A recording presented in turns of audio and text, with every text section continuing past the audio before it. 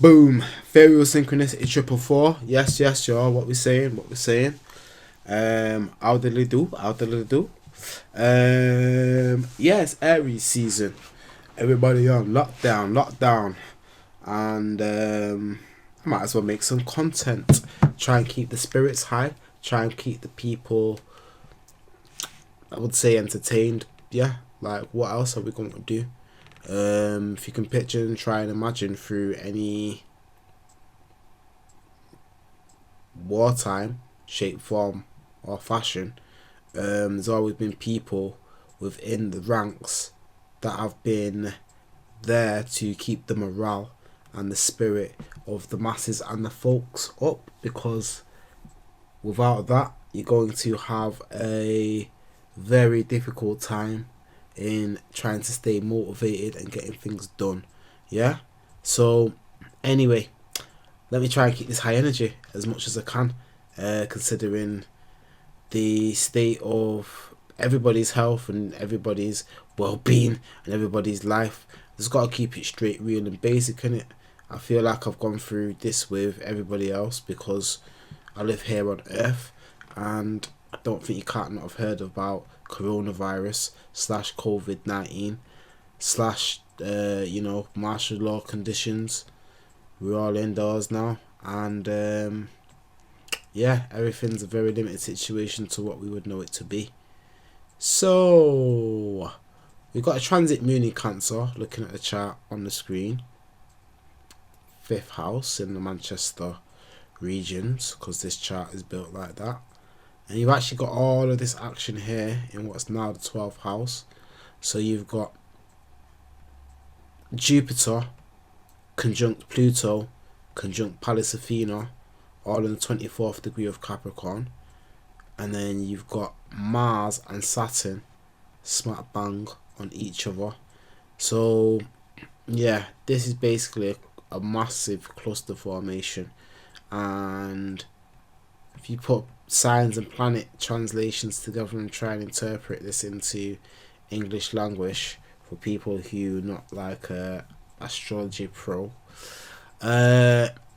Mars and Saturn together in Aquarius. Well, when Saturn come into Aquarius, we all got locked down. Mars is kind of like an enforcer. That's bringing the armed forces and making this all very serious for a lot of people.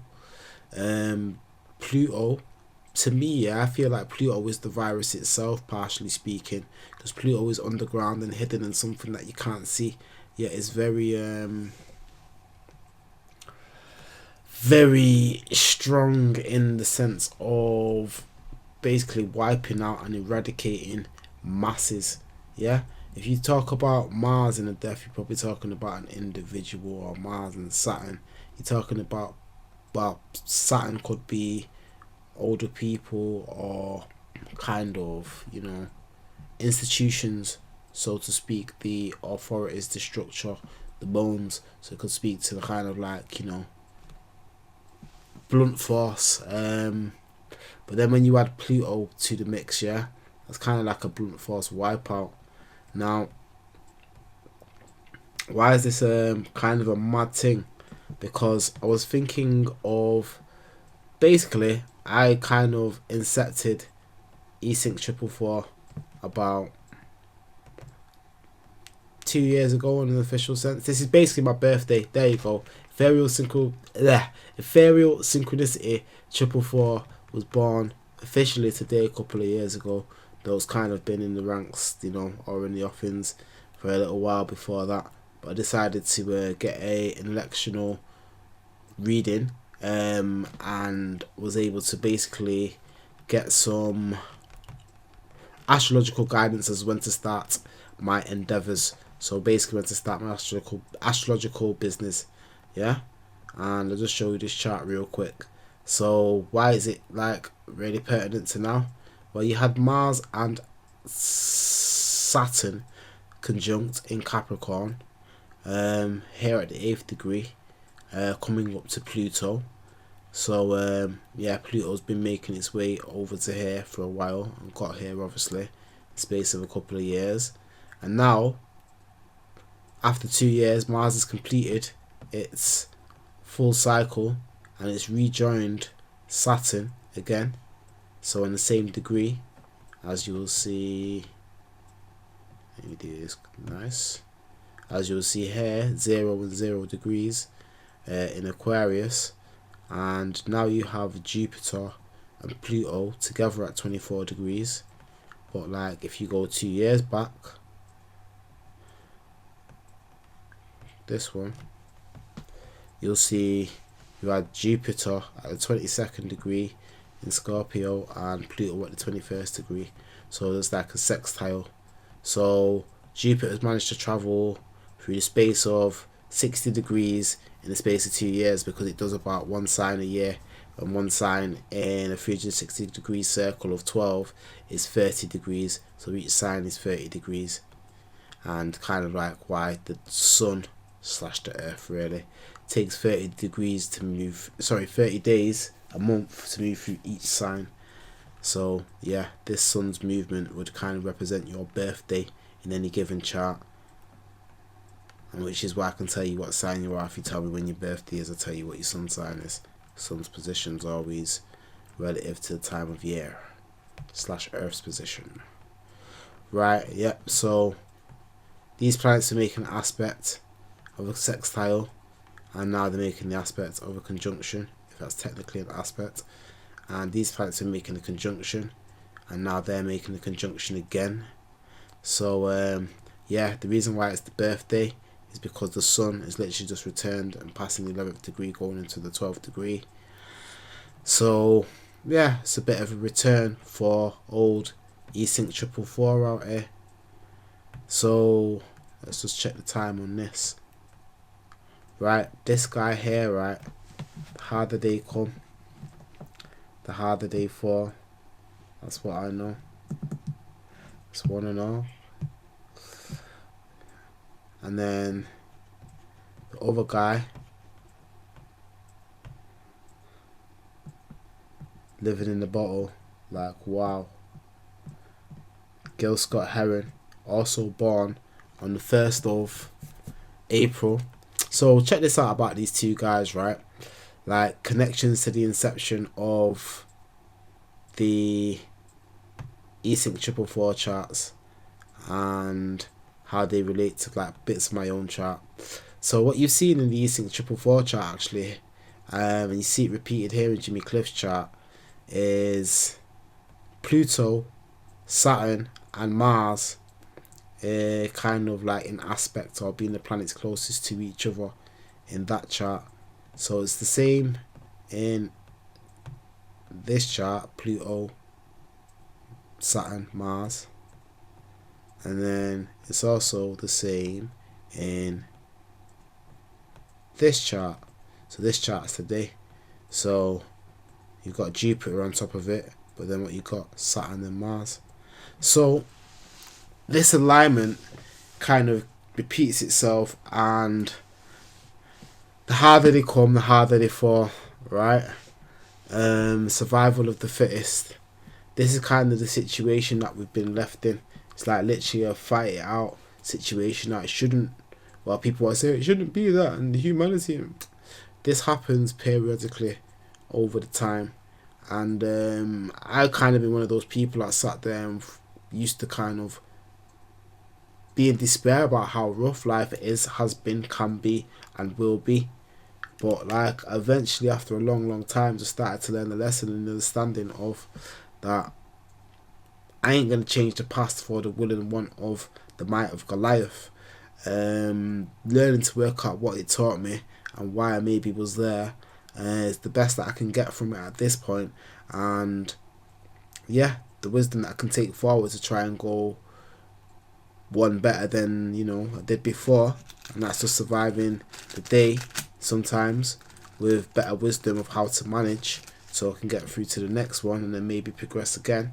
That's a step up from where you were when you didn't know and you didn't have any clarity to what it was you were facing. So why is that important? Because if you really want to like get any benefit out of this point in time, but you don't know how to go about doing that, you might want to speak to me, because I could actually look at your chart, your personal chart, I mean, get me your birth time and your birth location, and it's going to make it even more on the money for you and how this is going to work. But if you don't have your birth time, I can still draw something up for you that's basically going to be showing the main focus of where things are happening. But with the birth time, you can really get something cracking. So I mean, like people with Aquarius risings, and I know a couple, they're going to be having Saturn. I mean, Mars is coming to their first house, and Saturn is on their ascendant, and will be spending time there. Depending on how far the degree in is, how much you'll feel it. The degree literally meaning kind of like how many days into Aquarius were you born, and how far did those planets travel in that sign. But Saturn is going to be around the beginning part of there. So people who have heavy business in Aquarius, actually I should also mention heavy business in the beginning of Taurus. Also Leo is opposition to Aquarius, so Taurus is in a square situation to both Leo and Aquarius. And opposite Taurus, the early Scorpio situation. If you have planets in early Scorpio, you may want to speak to myself in regard to how I could have a little look into how this may play out for you and how you could make it best work in future. I believe everyone has their own talents and skills, and depending on how you want to apply that in a point and time like this, it may benefit to see what you can see underneath the veil, so to speak. So astrology kind of shows you what's going on, and so many lessons, layers, levels, consciousness, depending on how you perceive your reality and where you're at now. But if you want to kind of know how I do this, I kind of try and connect to you and then put the story of your life. I want to say the story of your life, of what the sky's speaking, and maybe the lessons it has to offer, and some of the coping strategies maybe that I've learned throughout my life as a human being. I try and transfer them over to you for this, you know, obviously payment, because everyone works for their daily bread. So I, you know, do my bit here, and I work in effort to make sure that you're forearmed and forewarned with the information that could really basically put you in good stead to make the decisions that will really place you where you want to be in the future. A lot of the time it can just simply come down to breaking inbuilt patterns that you have, and being able to recognize them and have somebody else recognize them outside of yourself, and then kind of, you know, inform you of what it is that's kind of maybe going on at subconscious levels for you. That's why astrology is great. It's like we uncover these things and work them out 10 times faster than psychologists do. If you have the ability to add psychology education, which I'm, you know, in the process of undertaking, in connection and combination with your astrological training and studying and research, then you are going to be very kind of armed with some of the best techniques, or at least understanding what goes on within human nature. You could have certain predispositions in your natal chart which basically show why you would be interested in subjects like this. So you'll find most astrologers, people like myself, have aspects that are really keyed up to looking into other people's psychology, and then may be able to try and remove some of the, well, yeah, I'm a bit of a Pluto / Hygeia person when it's all said and done. So could you call it a cleanup job, an extermination job? Well, transformation, yeah, you ain't gonna grow without having the real kind of face to you. So I say all this in the sense that, right, you get some people that are going to be soapy with you and that, and if that's the style that you need to be delivered, I mean, you know, forearm me and forewarn me, and maybe I might be able to cater with that. But if we're going to talk about in terms of what the best need of and best use of what we can pragmatically put together in terms of how this is showing up, you might as well start going to traditional techniques and wholesale houses even, because we're talking about it showing up in the outer world for people to understand in the way that they get. They're the techniques that I go for. If we want to talk about the psychology and what you're really feeling and how it can really like break into the patterns that's really going on, we can look into it from a psychological point of view. To be honest with you, I try and practice both of these in the sense of that if you can kind of establish what's going on at home base, then you can put that out into the world and reflect and, you know, gain results from there. Anyway, seems that I'm talking pretty quickly and high paced, which is good because the videos seem to be shorter and more manageable for all people involved. Me and getting them processed because the computer can only manage so much time. You and being able to consume and observe the information being given to you. So, like a TED talk, I'm actually probably going to keep to those bits of wisdom there. So, Ethereal Synchronicity, esync444, esync444 at gmail.com.